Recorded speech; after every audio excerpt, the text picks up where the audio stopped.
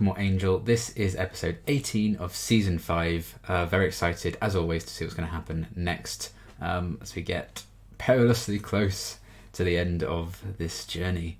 Really intrigued by what's going to be happening next. Gunn is in like a hell loop, kind of punishing himself for his role in Fred's death, which isn't ideal.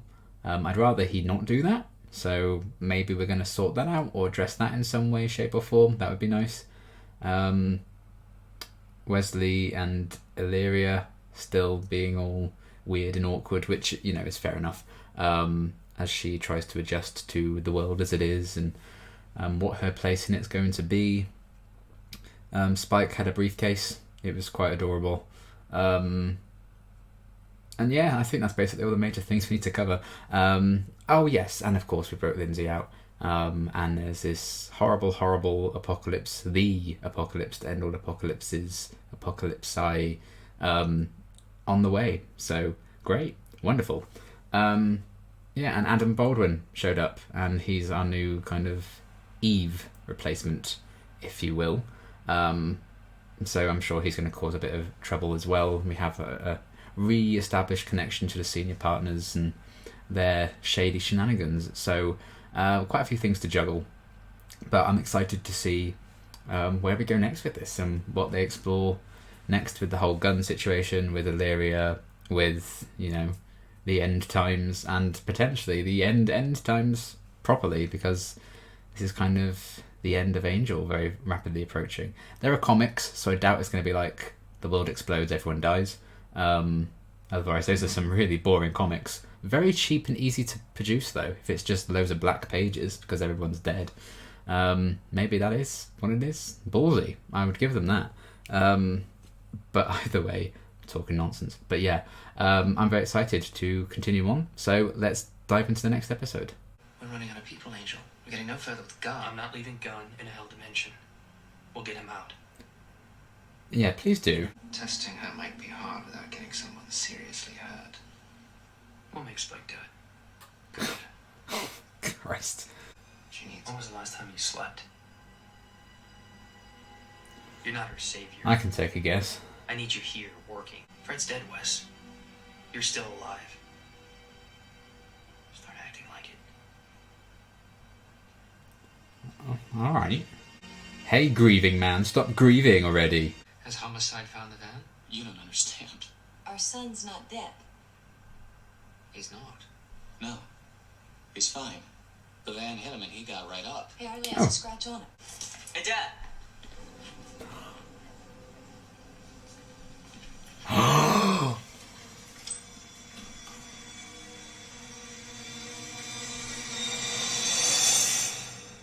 Oh no!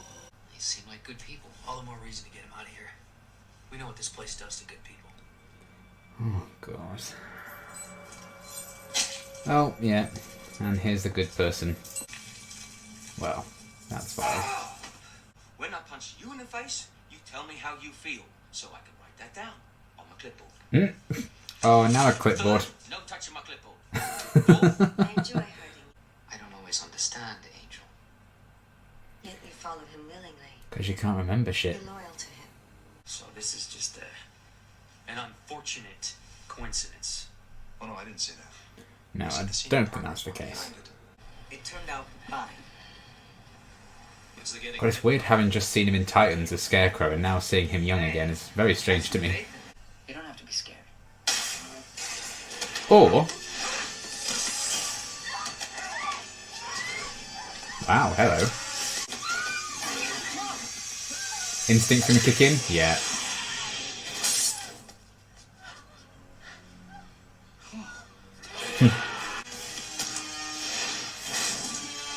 Whoa!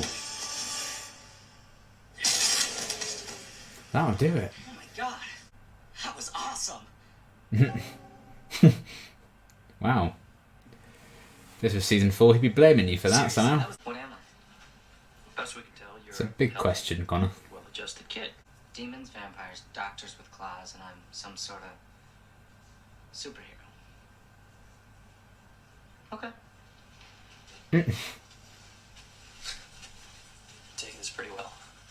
Well, it's only a 40-minute episode, Angel, so I just don't know how to explain it to my parents. You guys like this is so weird. Like, this is how it could have been. It's still cool to see him just be a normal kid. Well, as normal as it can get right now. I'd like to keep Spike as my pet. Connor, this is Oh. Spike. I've seen a lot of people in my comments who would as well, so you're not alone. I like your outfit. This one is lusting after me. No, it's just it's the outfit. He really likes blue. I guess I've always had a thing for other women. We're supposed to fix that. What? No. Connor, this is Rose's cage. Fuck's sake. Ugh. I shouldn't laugh at that really, but fuck. At least take back. I said I'd take care of it, Wes. Drop it. Yeah, this is a very personal case.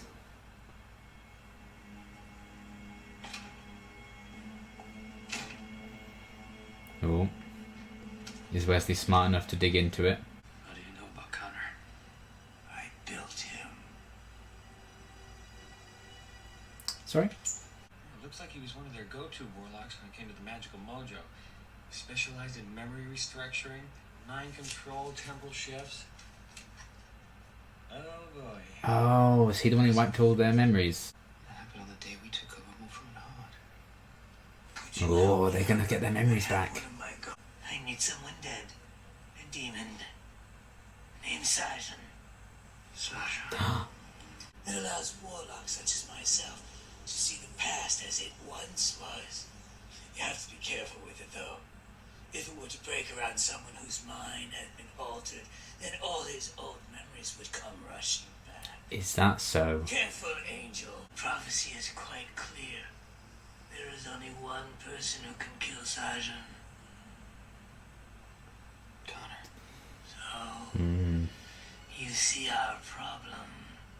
Sergeant and prophecies never end well. What are we waiting for? Oh my god. It's so sad, really, that he's so willing to fight for this family, this version of Connor, but before, that family was like torn apart. It's not his fault, but Do you know what this thing is? bad.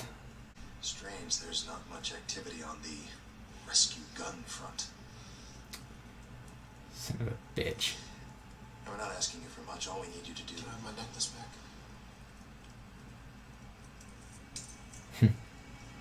He wants to be there, really.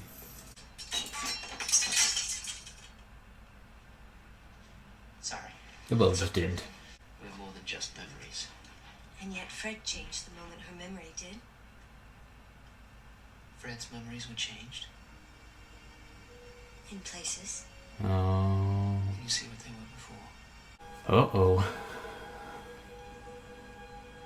Oh, shit. Yeah, you probably should have just kept that in your office, pal. Come near my family again, and I'll slit your throat. And if that doesn't kill you, I'll chop your whole head off.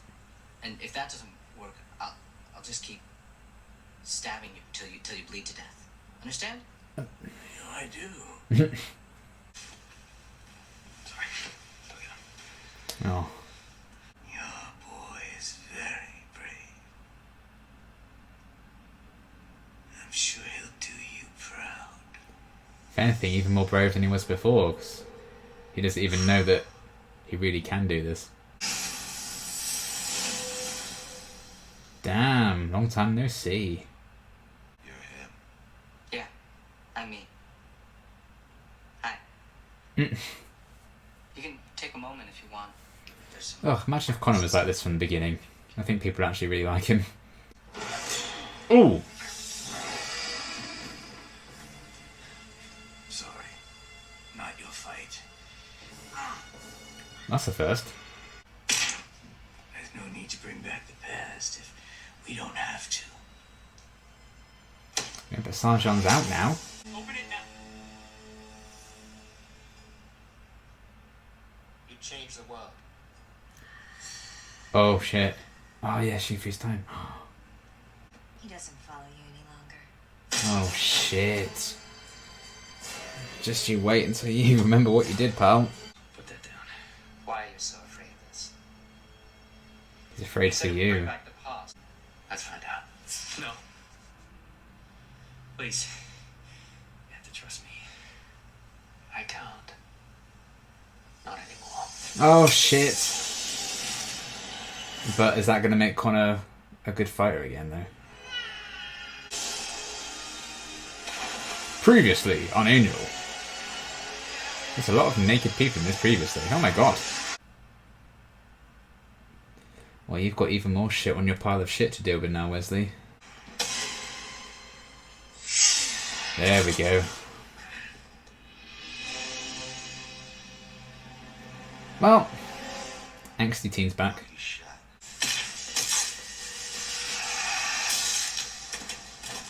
Damn. Connor. Oh. You see that? I went all hardcore there for a second. This whole fighting thing, I'm not really sure it's for me. Not anymore. Either it's just like the instincts kicked back in, or I feel like maybe he does remember but he's just pretending he doesn't to make it easier. Focus on the other memories. They were created for a reason. To hide from the truth. To endure it. I just want to say goodbye. I gotta go back to my life now. Oh, well, you really have to leave. I mean, right now. You gotta do what you can to protect your family. I learned that from my father.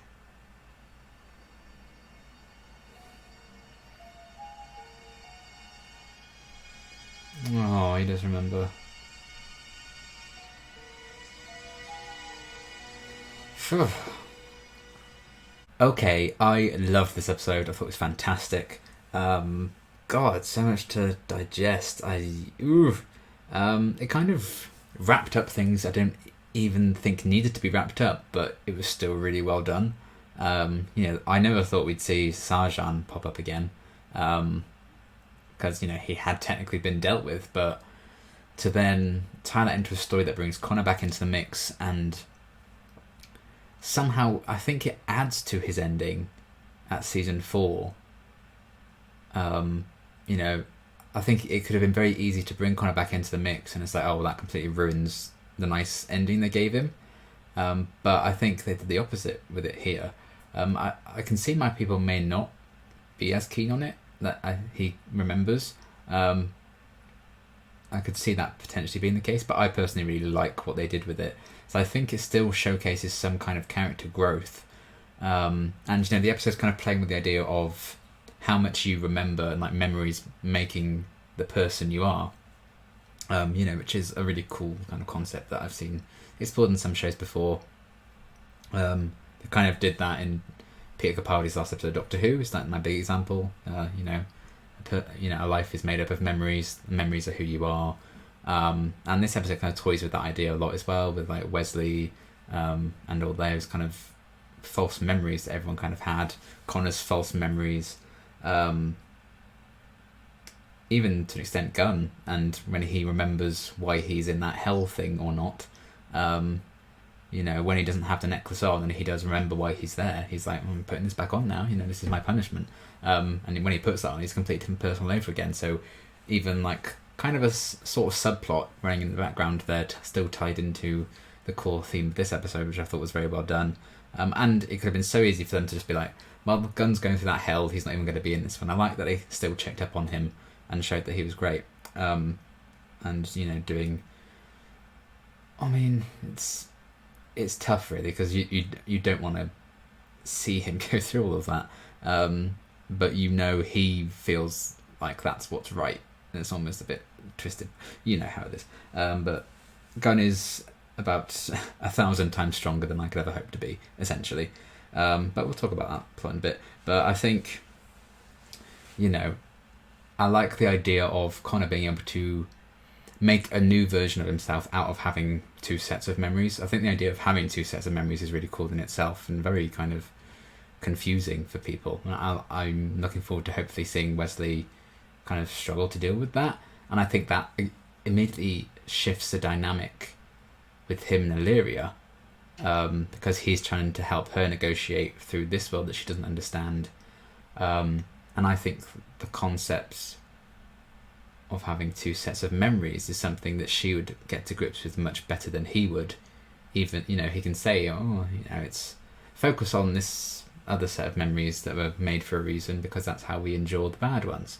It doesn't mean he's actually going to be able to do that. So maybe in turn Illyria is going to be helping him with something, because she seems very kind of switched off emotionally at times, very cold and calculating, and maybe she could kind of help him through that. So there's a different dynamic there where they could maybe even help each other. So there's some great development there as well.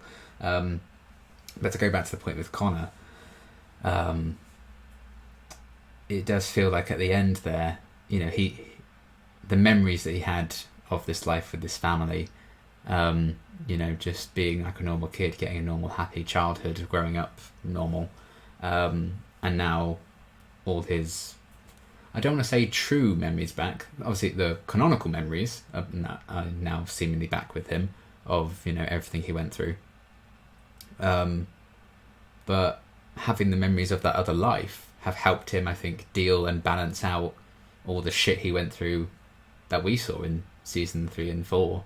And coming out the other end of that is this new kind of memory hybrid Connor, who seems to be like the best of both worlds almost, and he has the capability to fuck shit up, and he has all the capacity to hate Angel all over again for everything that went down, and all the frustrations over what happened with Jasmine and Cordelia and everything. He could easily just go back into that vendetta, but because of the other memories that have been planted in him, I think he's kind of learned how to approach being in a family a lot better. He knows, sometimes forgiveness and moving forward is just the way, and I felt like he has more empathy now. He understands all the sacrifices that Angel had to make, and he's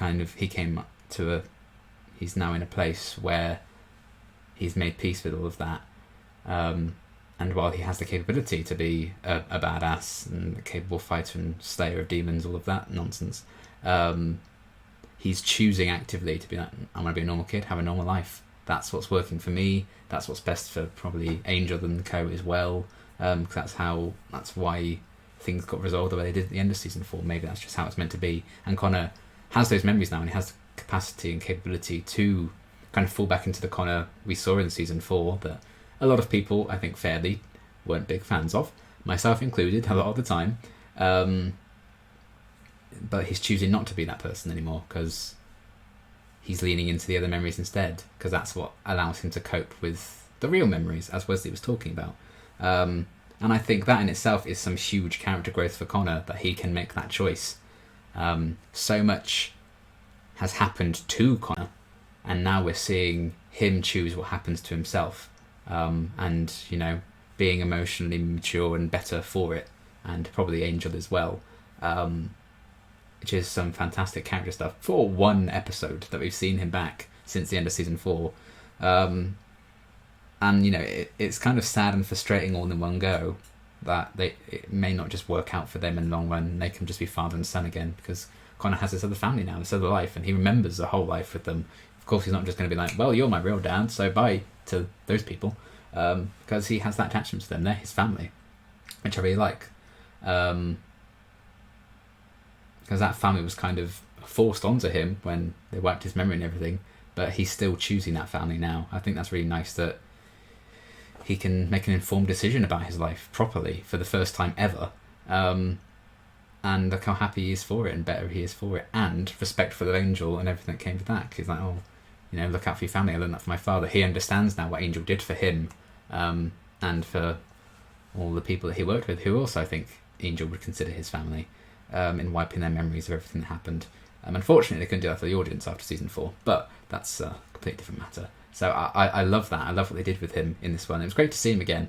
And it is sad, because I think this Connor, if we had him like this from the start, it'd have been a completely different show in season 4. And, he'd have been likeable most of the time, unlike season 4 Connor. But it's great that they can bring him back improve upon his character even more than I feel like they were kind of having glimpses of nearer the end of last season. They're doing some really interesting stuff with him, but the whole kind of story arc they gave him in season 4 kind of ruined any chance of him, I think, being well regarded as a character. But this was excellent, and I did really enjoy kind of getting this different glimpse to it. It does also help, I think, kind of digesting a very different Connor in this one. The fact that I mentioned it in the reaction, I don't know if I'll make the final cut or anything, but if this is on YouTube anyway, if you're watching the full reaction on Patreon, which I'd advise you do, please, plug, but that won't be cut out. Anyway, he was just in Titans season 3. He was the main villain in Titans. He played Scarecrow. So I think that's also helped kind of seeing him be very, very different in this, because I've just seen him play a character other than Connor just recently, just a few months ago. And this is the first time I've seen him, in Angel since then. So that's kind of also helped to digest, like, wow, this is a completely different Connor and very, very likeable. So it was cool to see some great closure, almost. I feel like maybe this is it now. They could have left it at season 4. I think it still would have been a very satisfying ending to that character. But I feel like this has actually added something, and it's like a nice little epilogue. Because it feels complete again. The idea that we just go the rest of the show and some people just don't get their memories back on things. Like, it's huge that Wesley remembers all of that now. And I guess because the others weren't in close proximity, Lorne and all that, they still don't remember it. But if anyone, I think, I'd want to see get the memories of all those events back, it would be Wesley. So I like that they tied that into, the main story, and he was the one to do it. And how they tied his motivations with that into, idea of Fred's death and Illyria telling him, Fred's memories were changed as well, and him having that doubt about Angel. I thought that was really cleverly woven into things, in a way that I feel like is why it didn't quite work for me last week with the Wesley and Illyria stuff. I feel like you could have, watched Shells and then not watched any of the Wesley Illyria plot in the last episode and gone into this one. I feel like you wouldn't have missed anything. I feel like the development actually happened here, because they were doing interesting stuff with her. Testing her with Spike was really interesting and fun to watch. The potential balance shift now with Wesley getting his memories back with those two, I think, is a lot more interesting. The two of them kind of investigating stuff together and actually getting involved in the main plotline. I think that's what helped with this one. They tied that development with them and Illyria and everything into the actual episode's plot, rather than being a very, very separate thing in the last episode. I feel like it just worked so much better here, and I really enjoyed what they did with that in this episode. This was kind of what I was hoping they would do with Illyria in the last episode. So more of this, please. Thank you. This was great. And it feels like that's the direction they're taking it in. It just felt like things actually changed in this one, which was great. But yeah, I really loved everything they kind of did with the Connor stuff and bringing Sarjan back into it, kind of, properly, I think, closing the book on that one. He has been well and truly defeated. It's nice to see like a prophecy actually came true for once, and it literally was, how it was said. And I thought it was kind of the ironic thing about, wiping Connor's memories and stuff before, I think actually was what made the prophecy come true, like actively trying to avoid anything with that, and Sarjan trying to get rid of Connor in the first place, leading to, Connor being fucked up with everything with Holtz and Cordelia, all of that stuff in season 3 and 4, leading to the point where he needs to have his memories wiped, and then that makes him seem very, very vulnerable to Sarjan, who just completely then underestimates him. Connor gets those memories back, and so it's actually kind of interesting that Sarjan's own actions for trying to avoid the prophecy actually kind of undermined him in his last moments and actually probably caused his death. I quite like the irony behind that, and just the prophecy coming true after Sarjan kind of tricked Wesley and made one up and everything was quite nice. So I thought that was a cool ending to his character. Very, very quick, obviously, but it was before. I felt like it was a bit like, oh, is that it? When he got trapped in the jar in season 3. So it's cool to revisit that a couple of seasons later and, definitive end to it. That's quite fun. And I think, was it Cybus? Something like that. The Warlock. I really like the design of him and everything. The makeup job was cool. I like him kind of drip feeding himself blood. he didn't seem like maybe in the best of shape. I'm not sure, but he got away, and they talk about he's going to track him down. So I'm guessing that's something else they're going to continue exploring for the rest of the season. I imagine we haven't seen the last of him, so like that maybe we have another recurring baddie for the next episode or two. Maybe I quite like that there's an ongoing plot line there, so there's more to look forward to. There's more to come with that, and the fact that he was the one who kind of shifted all these memories and everything, and he's the one who kind of made this version of Connor, and how that tied back into Sajan trying to get rid of him and stuff. I thought that was very cleverly done, and I really liked the idea for that character. And the fact that he's still out there means they're probably going to continue to explore this, which makes me think they're still going to explore Wesley now getting his memories back as well. And it's not just like, he's got them back, I'll just have to learn to cope with them, and then, the rest of the season's about different plot lines. I feel like that it's almost a promise that they're going to continue to explore that, hopefully. Because, it's a big deal, Wesley remembering everything that happened in Season 3 and 4. So is that going to really change things up? Maybe that'll make him really shift his perspective on okay, we really need to do something about Gunn now, making that the priority. Because I feel like after everything and remembering all of that, maybe he's really going to want to get Gunn out of there. I'm not sure. I'm sure it will change things up. But I loved what they did with Wesley investigating the memory wipe, seeing how that all tied into the Warlock guy, thinking maybe Angel, sacrificed Fred to get Connor back in his life, and everything that came with that. And he was the one who then brought his own memories back upon himself, and he was seeing that what Angel was really doing was protecting Connor and protecting Wesley himself from all those memories, which is a sign of true forgiveness of, the events of Season 3 and stuff, which I really liked. So, it's a cool testament to Angel as a character as well, that, he was trying to just protect those people from those memories, because it could mean a lot of stuff, even if that's kind of the solution to killing Sajan and getting Connor out of that mess, otherwise he would have been killed, was to actually break that to get Connor's memories back, and so he could fight again. But, Angel still didn't necessarily want that to be the case for Wesley's sake, which I thought was quite nice, a little character moment there. But just seeing those flashes of the Season 3 stuff, everything that went down, that was just crazy, and very nostalgic for Season 3. I loved Season 3 of Angel. It's still one of my favourite Buffyverse seasons in general, I think. Certainly my favourite season of Angel. We'll have to see where things stand by the end of Season 5. But thus far, Season 3 is still my favourite. So just getting flashes of that, it's oh wow, how far things have come since then, how far the characters have come. Wesley's arc is just kind of phenomenal. Just try not to think about where I know it's headed. But just up to this point, the guy we first met in Buffy Season 3 to now, it's kind of madness, really. So I like the little flashes of that previously on Angel, basically. The exposition cube, that was very fun. So yeah, it feels like something they didn't need to address with necessarily the lost memories and Connor coming back into it, Sajan, but I really like that they did kind of do something interesting with it.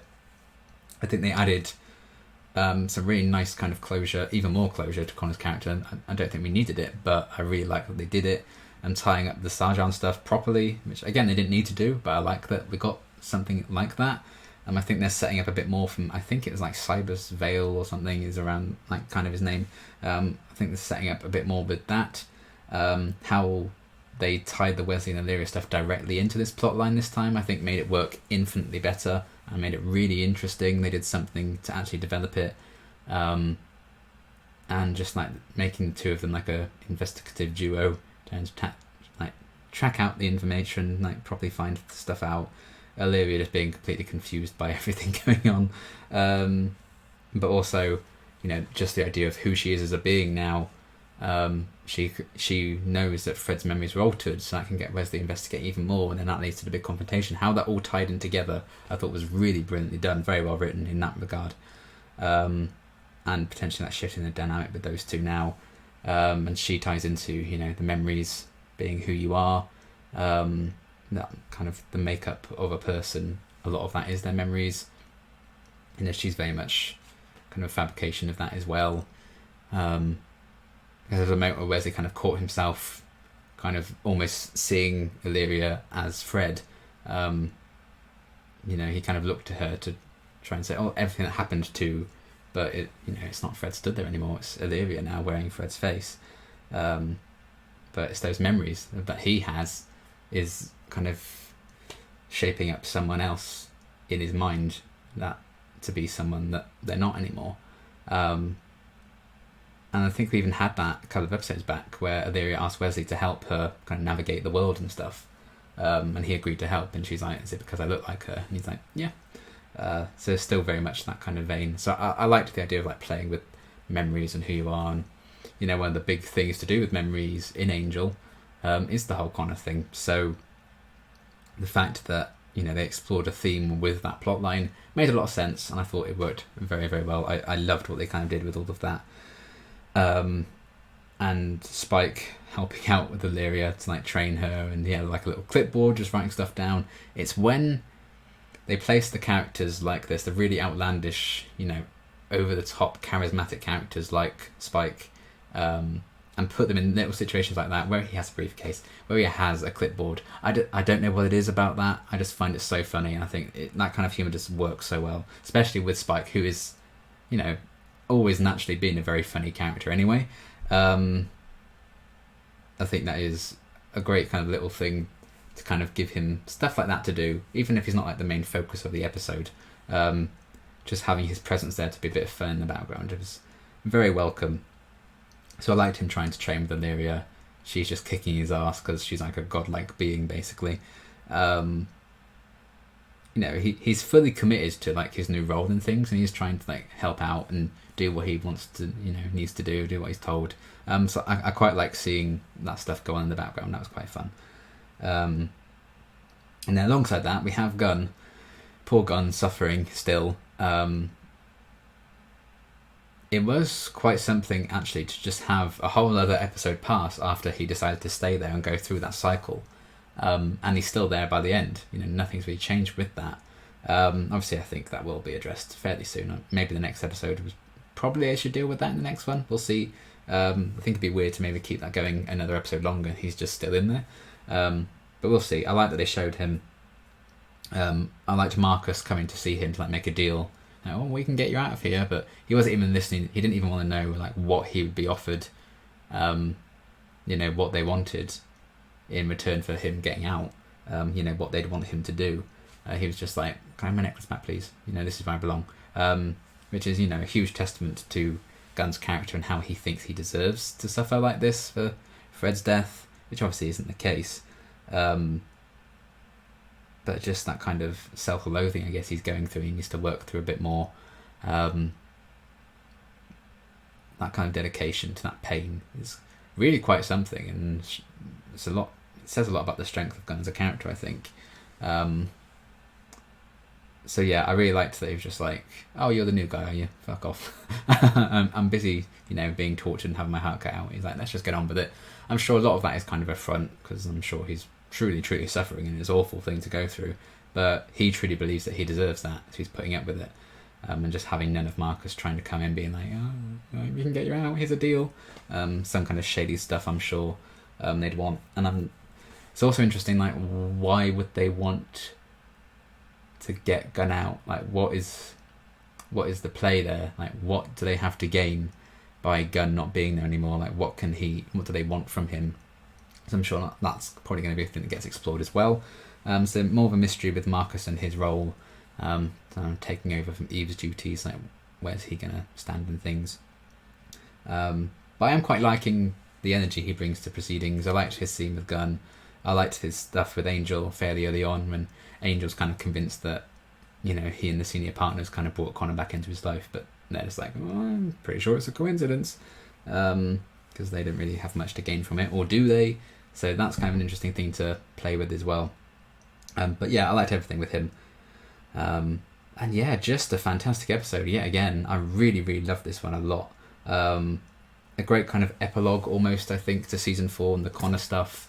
They did some really fascinating stuff with his character in this. I loved how they wrapped that up. The fact that he remembers, and the idea of memory. Who are you from the memories that you choose to have? You choose to believe in, if you have 2 sets of them now, and kind of making judgment calls and making yourself a new, fresh person based on that. I really liked that. It shows a lot of growth in Connor to be like, this isn't the life for me anymore. You know, I don't want to fight like this anymore. And I think it's an interesting parallel between father and son. Angel kind of has no choice but to fight. There's always going to be that fight for him. There's always the next fight. He's fighting to, you know, redeem himself. He's fighting to maybe be human again with the Shanshi prophecy. And